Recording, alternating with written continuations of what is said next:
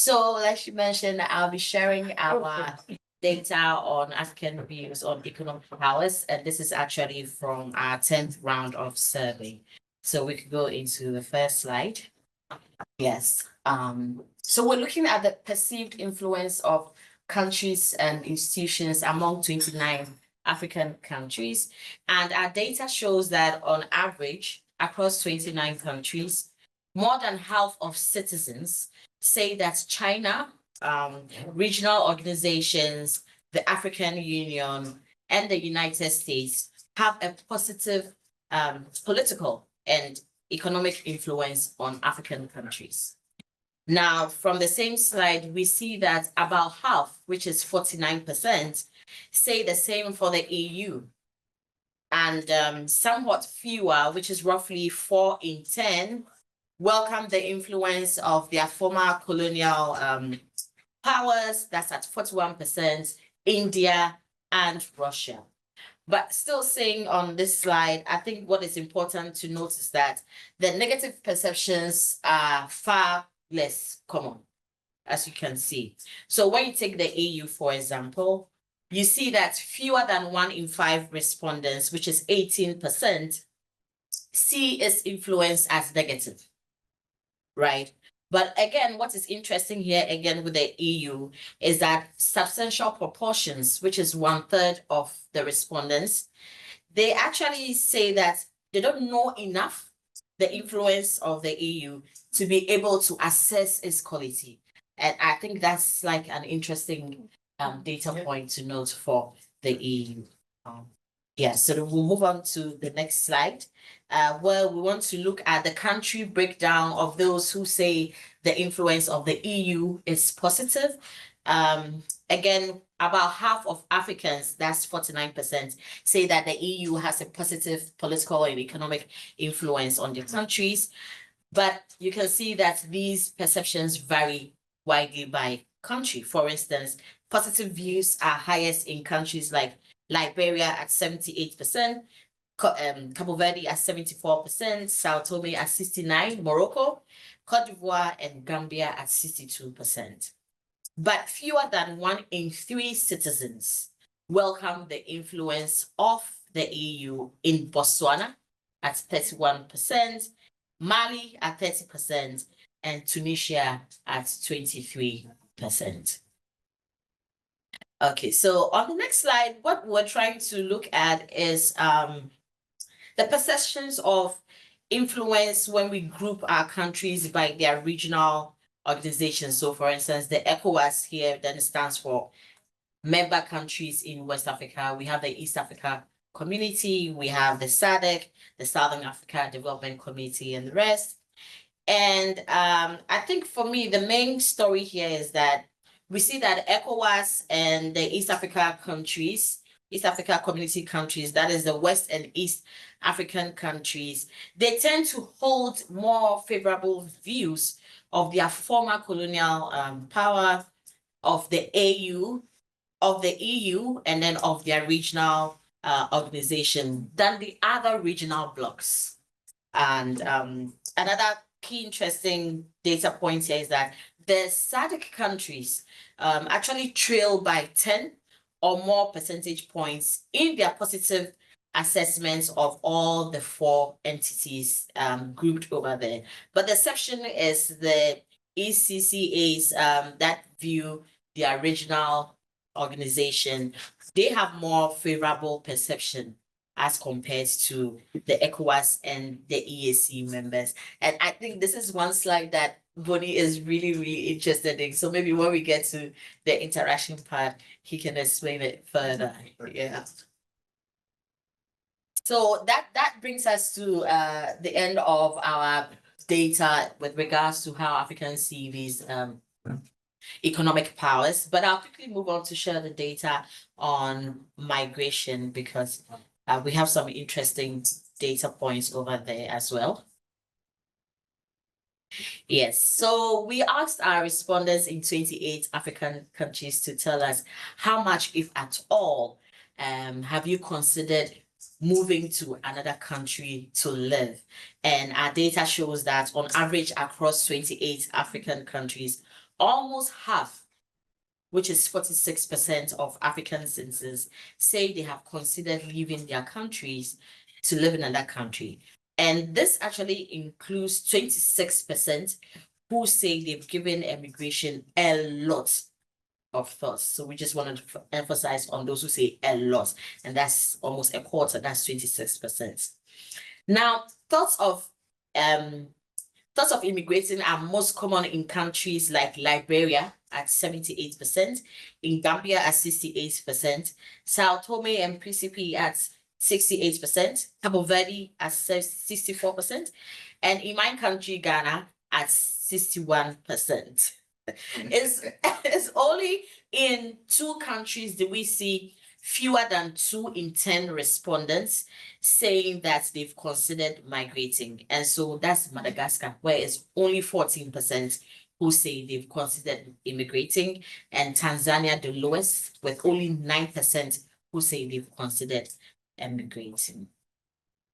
So on the next slide, we're still staying on immigrating. We wanted to look at it in demographics, so by gender and by age.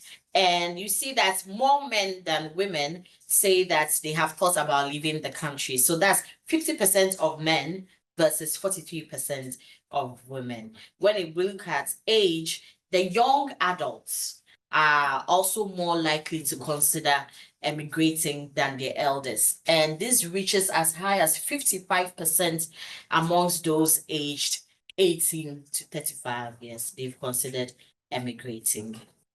So we asked our respondents to tell us the reason for which they want to emigrate. And the most popular, well, the highest reason is that they cite a desire to work, to search for work opportunities, better jobs, better work opportunities. And that's almost half of it, or maybe half of it, because that's 49% of the citizens saying so. But we'll have 20% saying that they want to escape economic hardship, and 9% saying they want to escape poverty. So you see that all these 3 reasons are linked in some way. They all scream for me economic indicators. They're looking for jobs, they want to escape economic hardships, they want to escape poverty, you know. And we also asked, which country would you want to go to? And the most popular destinations for potential Africa and immigrants are Europe at 32% and North America. Not much difference. We're looking at 32% versus 30%. But what is interesting for us here is the fact that quite a sizable number would also actually prefer to emigrate to another country on the African continent.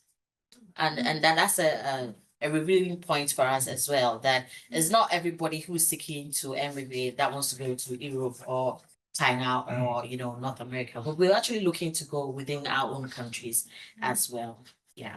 And on my last slide, we're looking at the economic impacts of immigration.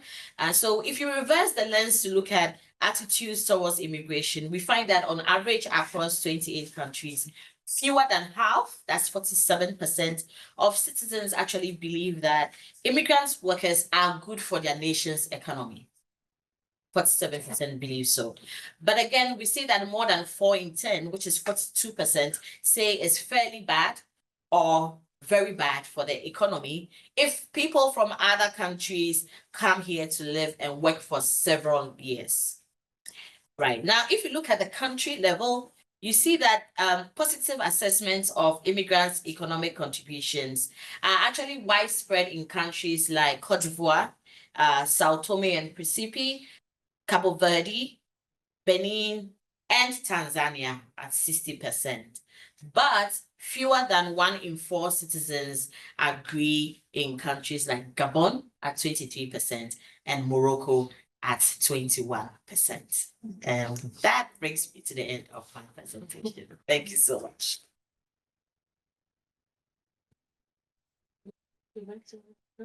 No, okay. Okay. Thank you. Thank you very much, Maame. It's very interesting, this last slide in particular. I think it's really interesting.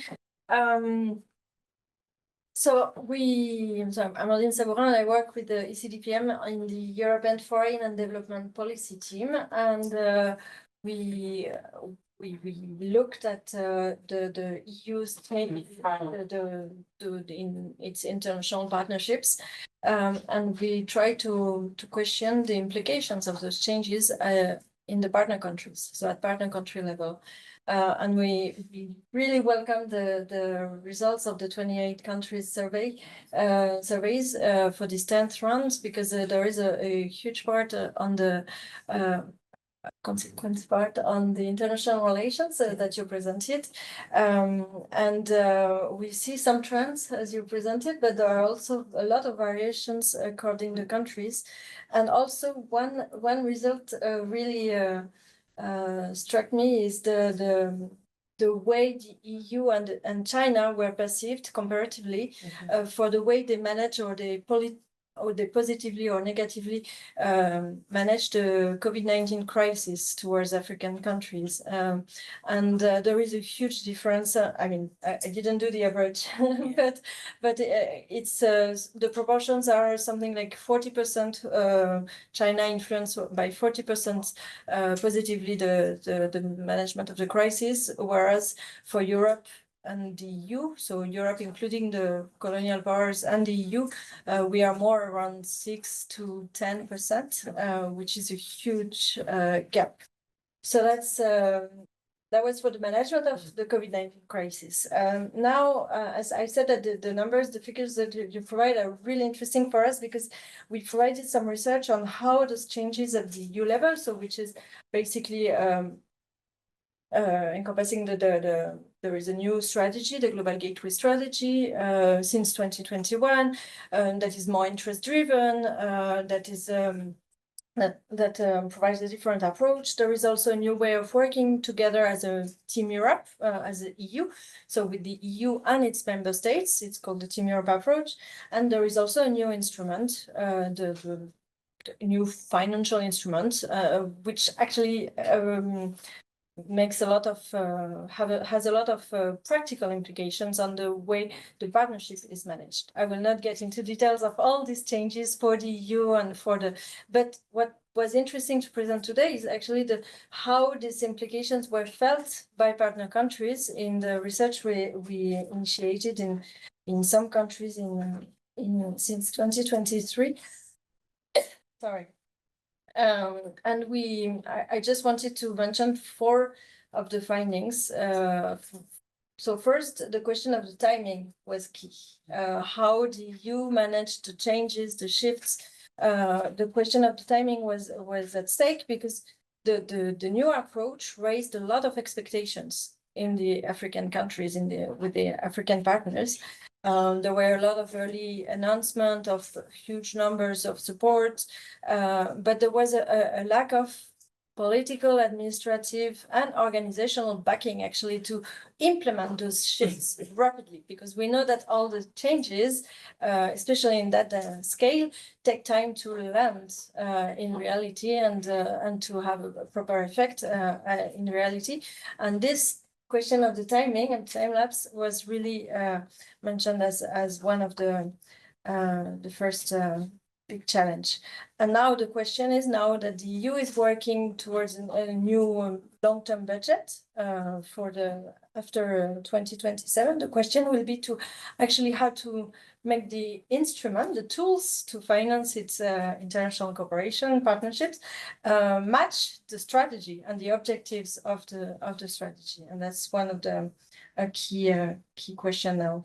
The second point I wanted to mention is the communication. The communication was raised in our discussions with the interviewees as really having been a huge challenge, because the changes had not felt as if they were well enough communicated to the partners, because of the lack of information from the EU itself. Like sometimes even the EU officials and administrative staff didn't know how these changes would affect the relationship and the work with the partners.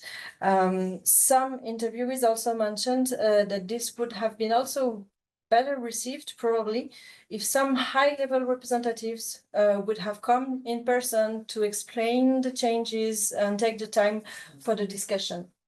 And that was and that created some issues like in terms of trust and stuff like that. The third point that we highlighted in the research was the question of the competition, because the EU presented at the beginning the global gateway and some of the tools within as being managed with the rule of the first come first serve, like all the bankable projects would be financed first, etc. And that was felt as like putting the competition high among the African partners. But what the EU had not in mind, and that was raised at the moment, is also that this competition is a two-way street, in that sense that the EU is also not the only partner in Africa. And there are a lot of other partners who propose other tools or other means of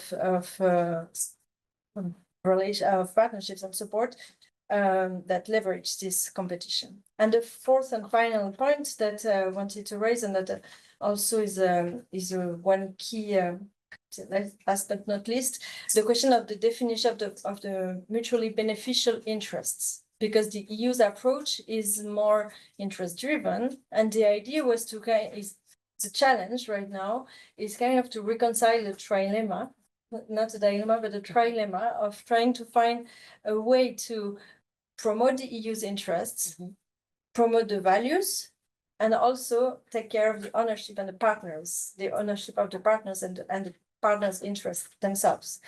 And for that, to define those mutually beneficial interests, aiming at some more equal partnerships, appears to be one of the key challenges. And that would be the final point, knowing that last week a colleague of mine, Pauline Véron, released a paper on the topic, on the perceptions, updating a little bit the research we had done, and also extending it to Latin America and Asia.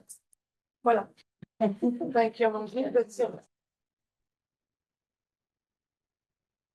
Thank you, Amandine. But so indeed, this is complementary. This is research with experts. I mean, going to check how European instruments and strategies land in Africa, but talking to African experts. Yeah. So it is indeed complementary.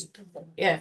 When you said competition, for me, I also see it as, or I often hear also from African ambassadors in Brussels to say, stop focusing on this competition with China. We're happy with your global gateway and we need investment. We need our youth to get jobs and so on. So please, yes, investment. And it's okay to be focusing on your own interest, but try to align and don't just see it as we only have to work with you. And I'm looking at your list because I see Namibia, more than half sees EU's influence as positive. And it was actually the Namibian ambassador who was saying one of their global gateway flagships. I mean, they're always presented as one of the examples as a country, but where indeed an investment in green hydrogen was with investment from the global gateway. But part of that project was actually also financed by China. To me, that's the kind of investment that African countries, I mean, it's aligning with the strategy of Namibia. It wasn't just one government, but it was across different governments. And the Namibians had said, we have conditions to interact with you. We need to consult with our elders and our local governments. And so it was actually owned, but it was also not just we can only work with Global Gateway or Team Europe, but we will see with the different partners that Africa has. And I mean, I'm not sure many, now I'm probably not being politically correct, but not many Europeans would say, let's have joint investment with Russia. Yeah. But with China as the best of, I mean, the products that they were offering or the technology that they were offering were the best and the most adapted to the country. So for me, when you say competition, I think it's often seen as if Global Gateway was the competition to the Belt and Road Initiative of China. Yeah. And from an African perspective, it doesn't really matter who finances, but it's the investment that needs to come in. But so I don't know how that influences perspectives from citizens also. But so when I hear competition, I always think of that. And I think there's so much that needs to be done.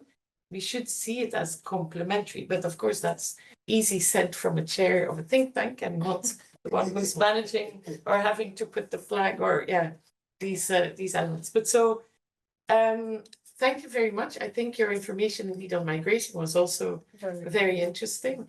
And indeed when we think of migration, I mean, we know between Europe and Africa, that's quite a contentious issue. But there is actually a lot of migration within Africa, but our migration expert unfortunately is not here, and I will definitely not venture into those issues. But based on the presentation of both Amandine and Maame, any specific questions? Let me see if there's somebody else. Then Philippe? No? Philippe, go ahead. No, Pardon.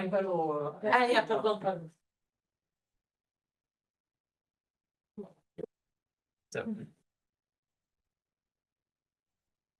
I'm going to Yes, I would like to ask some question on the Afrobarometer results, and notably on the positive influence of the EU.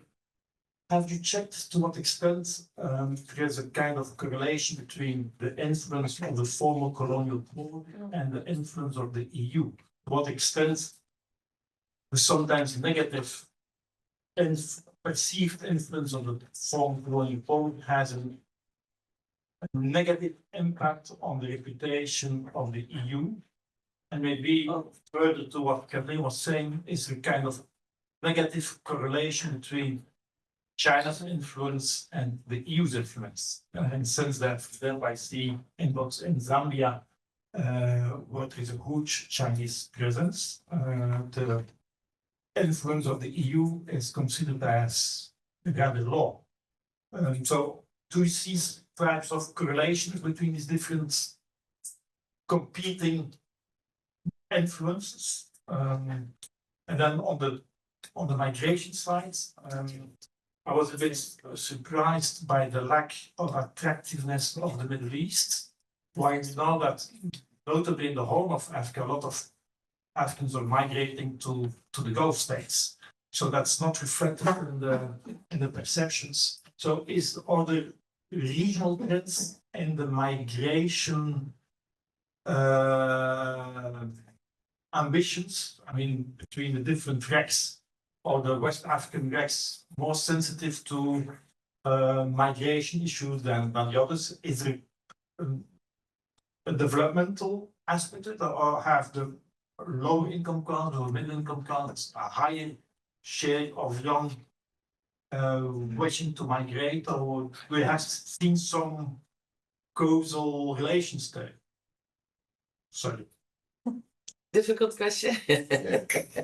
Yes, I think we haven't done a direct cross relation looking at the negative impacts of maybe the former colonial powers versus that compared to China or to the EU. I think what we did was just a direct what the data says in how the citizens perceive these influences, whether they're positive or negative. Yeah, but I think there are different data analysis that we can do to look at that direct correlation we're looking at. You asked, yes, and we'll do that. Usually we do that in our Pan-African publications and our working papers. Yes, where we do more data analysis on it. But it's also interesting to look at this data to see that in the view of citizens, the influence of the former colonial powers is quite high. That's like 1/3 of it, saying that they think it's negative, as compared to the EU, where it's only 18%. Right. On what type of form colonial power? Yeah. Yes. French-speaking Africa, maybe different. Yes. So we can actually do that breakdown in terms of the kind of former colonial powers, like you're saying, whether it's Francophone or Lusophone. And even looking at China, I think with the same correlation between the EU and the Chinese, just 18 and 19%, which is the same. African citizens are saying they have negative influence on their economic and political. So there's no competition there, as he was saying. Yeah, but yeah, it'll be interesting to have a breakdown of the former colonial powers, whether it's like a French colonial power or an English one or also former one. What in the countries I looked at for for today, I just very quickly, and including Cameroon, of course, that there was no real correlation because I was expecting the same. I looked at 12 out of the 28 countries, and I didn't find a correlation really between the negative perceptions of the former colonial powers and the negative perception of the EU. But I found an interesting and weird correlation between negative perception of the former colonial powers and Russia, and positive perception on Russia. I mean, it's quite obvious actually. Yeah, but it's really not scientific.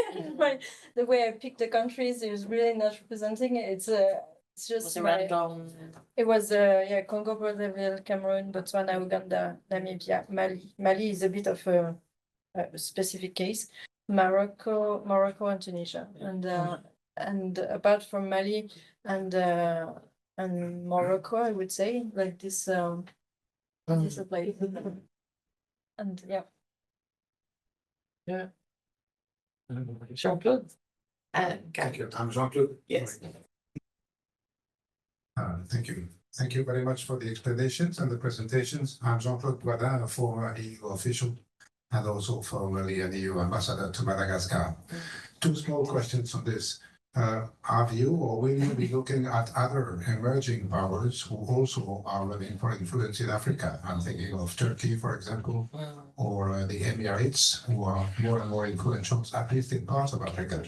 Why not Brazil? And the second question is more about the nature or the substance of the influence.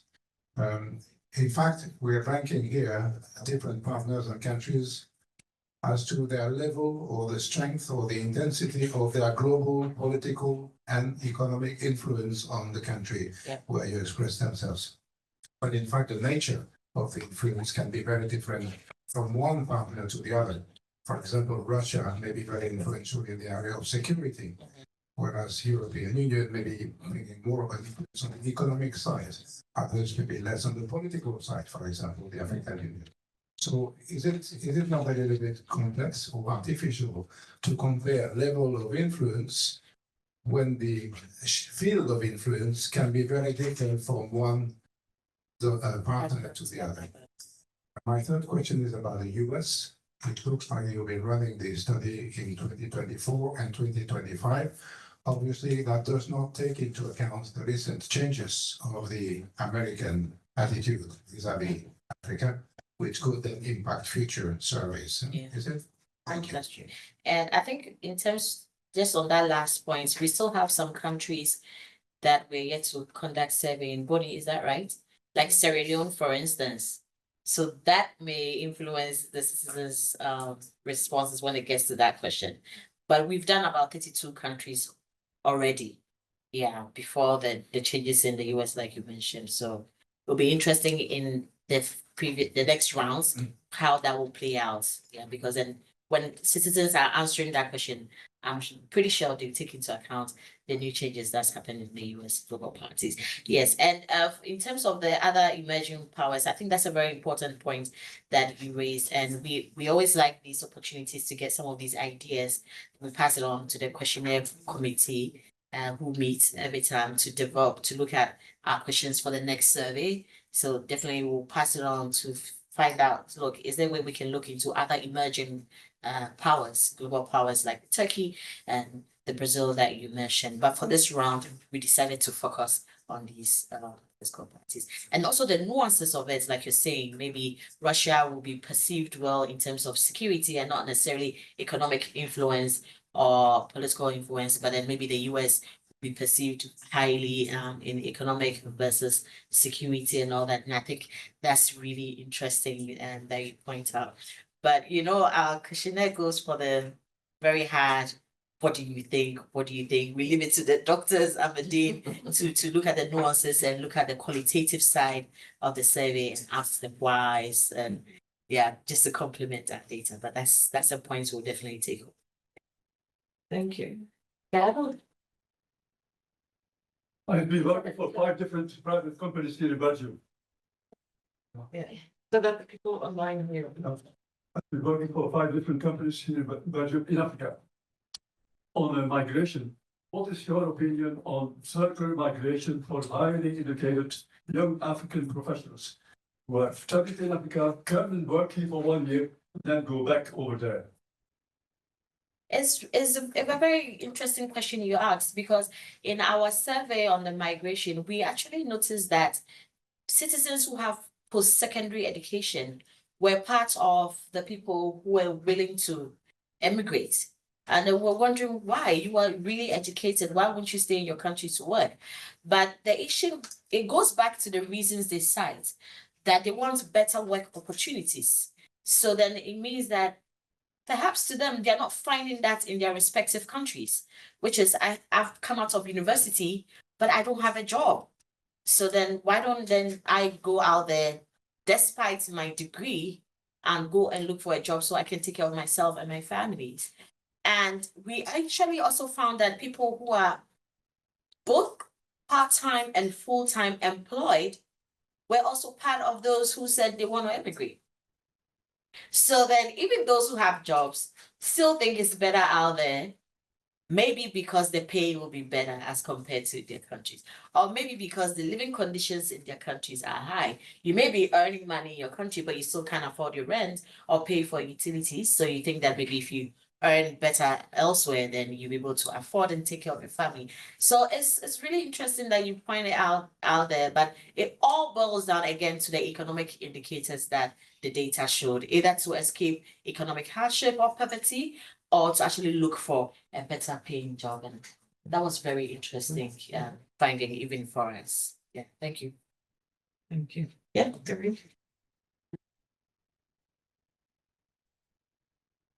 Thank you very much. My name is Doreen, and I work for the Organization of the African, Caribbean, and Pacific States. I found that presentation very interesting, particularly on the migration. And I'm not sure if you have already developed that policy document. I would be interested in the intra-Africa migration to understand how the rulings and where there is interest in that intra-Africa migration. And just last week, we also heard of a sudden migration trend that is also taking place from Africa to the Caribbean, where there was about 11 who died, 11 Malian nationals died just trying to get into the islands of the Caribbean. So perhaps there could be a research that is done on that, or maybe you already have statistics on that, if migration is now moving to the Caribbean states or not. I don't see them there, but I see them in other places. So that would be something I would be very interested in. And on the influences, I did not notice on one of your slides the Sahel states. I would have loved to see the view of the Sahel states, particularly in post-colonial relations there. So maybe those, maybe you have it somewhere. I would just like to hear your views. Thank you. Yeah. On the Sahel states, so we are able to just pick those countries that form the Sahel states and then run the analysis so that we're able to tell the picture clearly. So it will be something we'll have to do for you later. We've not done that analysis. Yeah, so we can do that for you beyond this meeting. Yeah. But also in terms of the countries you were mentioning, we said 22% said they would look within Africa. What we have here yesterday, we're looking at it. We are able to tell which prominent country in the region, but yeah, within Africa that they prefer to go, because 12% of the respondents said they will go to the most prominent country in the region, but we'll have to ran the data to know which prominent country it is. And 5% said just another country in the region they don't want to go. Another 5% said elsewhere in Africa. Right? So those two, just another country and elsewhere, are more random. But for the 12% that said the most prominent country in the region, we'll be able to get the list of that most prominent and then also share with you. We don't have it here, but it's something we can run the analysis on and share with. Yeah, but we didn't have options for the Caribbeans in the survey. It's another thing we'll take away. So we had the Europe and then North Africa, Central or South America, but that was only 3% that said they would want to go there. And even Australia is here, but also just 4% said they would want to immigrate. And then, of course, we have the Asia, China, Russia, but only at 2% as well. So yeah, we didn't have but we did have 4% saying outside of Africa, but they won't specify where. So that could include the Caribbean, but we'll never know because it wasn't specifically stated in our response category. Any other questions? If not, I have, but I'm probably linking the two different presentations on democracy and your trilemma. I mean, the dialogue or the triangle from the perspective of Europe is indeed our own interest, aligning with African interest and our shared values. And it's a challenge to bring these three together. From, again, and this is not based on thorough analysis, so maybe you have some of that, but from the perceptions I have from some of the African colleagues would be, okay, shared values, all very nice and well, but quite, I mean, we often hear double standards, and so we prefer to be more transactional, like the way China interacts. Tell me what your interest is, we will tell you our interest, and we interact. I must say, quite a few civil society actors, trade unionists, she was from South Africa, was saying, please don't stop with this, with the values. We need European, not European values, but Europe to insist on some of these values to help us strengthen the rights of workers, which other international parties of Africa, without mentioning the first on the list, have very different perspectives on rights of workers and so on. So actually, we really like the insistence in our relationship with Europe to also focus on values. I'm just wondering whether in your surveys, the distinction between the more transactional economic cooperation and the value agenda, I'm not saying conditionalities, but some of these values that are being put, whether there is a way, maybe in the next, if it's not in this one, in the next one, to get a sense there of, because for Europe, it remains difficult to combine, but it's interesting to see how indeed African citizens perceive this value agenda, or whether they say it's too many words, not enough. I mean, let's just deal with what is really needed and the more transactional relationship.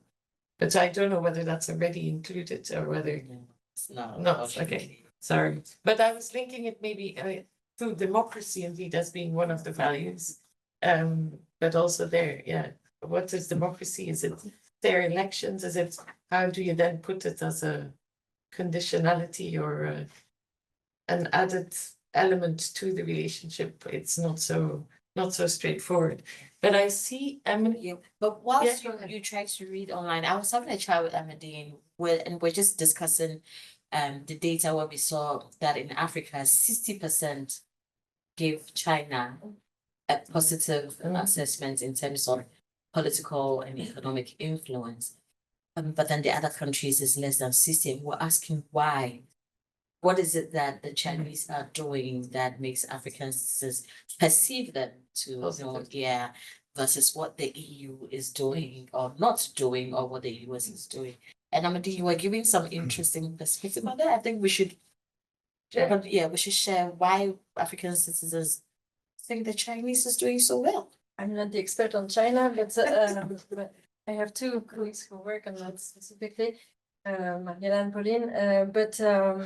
No, I was talking mostly about the conditionality aspect. Like what we heard again in this research about China is that China was an easier partner to deal with than the EU, because it was the contracts were more transparent, more quicker to sign, with less pages, more accessible in a way, and the partnership was seen as more accessible, and also the results were the Chinese were delivering more quickly on the infrastructure especially. So it was more visible for the people. So that's one thing. But behind that, one thing that again, not the people, but indeed the government part and the representative of civil society told us is that what they see in China is also some partnership that is made without conditionalities, without the conditionality on human rights. So linking and democracy and rule of law, etc.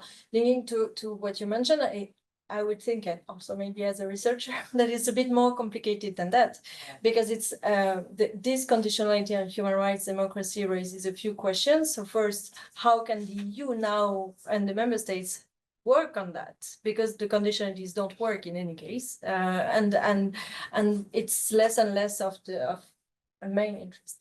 But then the second question is, as part of the deal, China probably doesn't put any conditionalities on human rights, democracy, but has an economic conditionality, because the contracts are linked to bringing in companies from China, and that is something that is maybe less seen by the people. So that was just my 2 cents on it. But again, I'm not the expert, and you have worked way more consistently on this, yeah. Thank you. Maybe a follow-up from Emma, from the let me see, she was from the European Partnership for Democracy, and she's asking, is there a disconnect between people perceiving China positively but not wanting to immigrate there? Very interesting.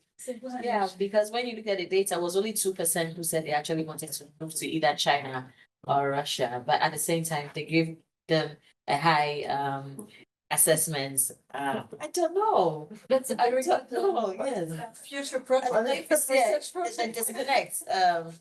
Versus I don't want to go there to work and live, but at the same time, I think that they have a positive economic and political influence in my country. But I think it's because China's investments tend to be very large, infrastructure projects that are much more visible. So people are reacting to that. That they can see, the road, National Assembly. Sorry. So it's I think the visualization of the projects that are supported by China, and maybe to some extent, I think the EU might be unfairly judged in this regard, because the projects that the EU will support will be education, maybe health, and people will not actually know that it is the EU that is supporting those projects. And that's why here we do have quite a substantial proportion of the population that say they don't know. They haven't really had enough to make a judgment on the influence of the EU. Whereas I think in the Chinese case, I think it's these huge projects that people can just visualize. But of course, the ease of, if you were to migrate to Europe, at least the language you will be able to fit in. China makes it extremely difficult for people to go and migrate and live in China because of the language. I think Just to jump in on that. Yeah. When the questions are asked about the EU, are you asking questions that have a union, or are you asking questions about the union? Because my experience, I know that the EU was much less known past than, for example, the EDF, because people associated the European action in the countries with the European Development Fund. And I have anecdotes on that to tell them, and I don't want to share to waste your time. I think the issue of visibility is a very valid point. We made a survey in Cameroon a couple of years ago, and the region where we have invested in infrastructure 20 years ago will remember us much more than in other regions where we hadn't physical infrastructure investments to testify of our presence in the country. It's budget support or institutional capacity building is not something which is very visible and tangible to promote. While physical infrastructure, you see it immediately, and so there's that aspect of it. But I would be interested to see to what extent the influence of China indeed has evolved over time. And coming back to the Zambia case, and of course, Zambia was on one of the first places where China was actively investing. But the perception of China among the population is evolving as well, because a lot of people realize that the Chinese may not necessarily be that much closer to the people, and may not necessarily have that in the long term that much quality investments paying attention to the concerns of the people than what was imagined. So the visibility and the long-term impact may be two different issues. So maybe I don't know if the popularity of China in Zambia, for example, has decreased over recent years because of these disappointments. This is our first question in our survey on this, right? We don't have. Yes, so we don't have a comparative. Comparative, yes, that's the first round. Not But I wanted to just add that in a number of the instances, you would need to add the African Union and the European Union together, because some of the projects are implemented through continental bodies. So the African CDC and the African Union under the COVID arrangements actually was seen as a front for all the funding towards COVID. So you'd see that in recent times, the African Union is featuring quite much prominently in the minds of the population. So in some ways, some of the analysis have to take into account that collaboration between the African Union or some of the African continental bodies and the European Union.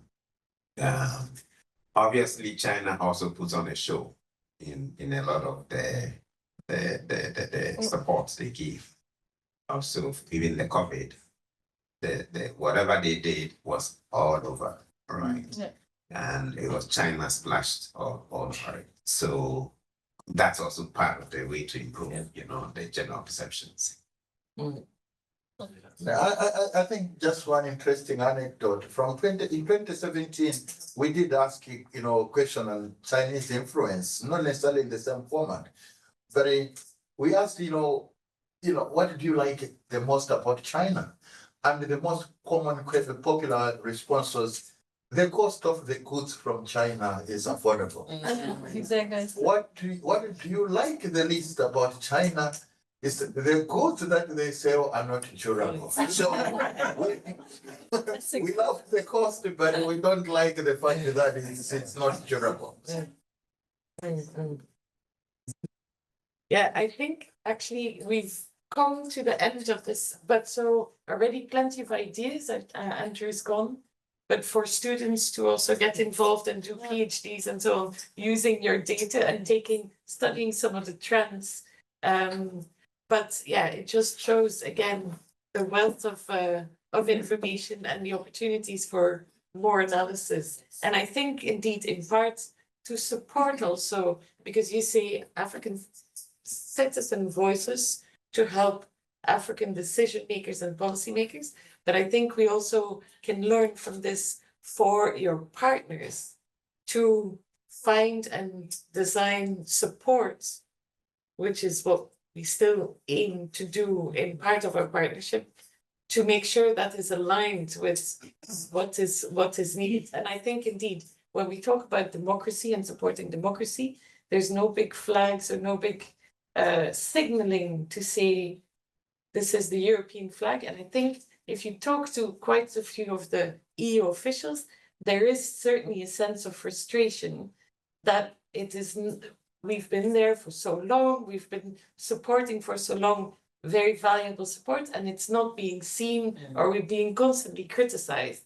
And so that doesn't make necessarily the dialogue very easy, and sometimes pushes them in a defensive position, which doesn't help necessarily the conversation. But we just had an Africa-Europe ministerial meeting last week or the week before, and I must say, we had presentations, a public presentation also, and it sounded like we were all big hunky-dory, and the minister said it was as if we were reading from the same script, and it sounded a little bit too good to be true. We tried to say, come on, there are some issues, which is okay. And I think that's what is important in dialogue, to also, I'm not saying agree to disagree, but to point out where interests are different or visions are different.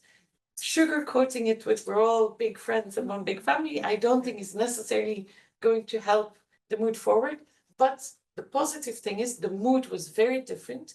And I don't know whether that's in part thanks to DT in the US, or that showed, a very different approach, and where Europe wants to show we're dependable, we've been there for a long time and we want to stay here, but we are partners anyway, and I hope ECDPM and Afrobarometer continues to partner and do interesting events. But so, thank you very much for sharing it.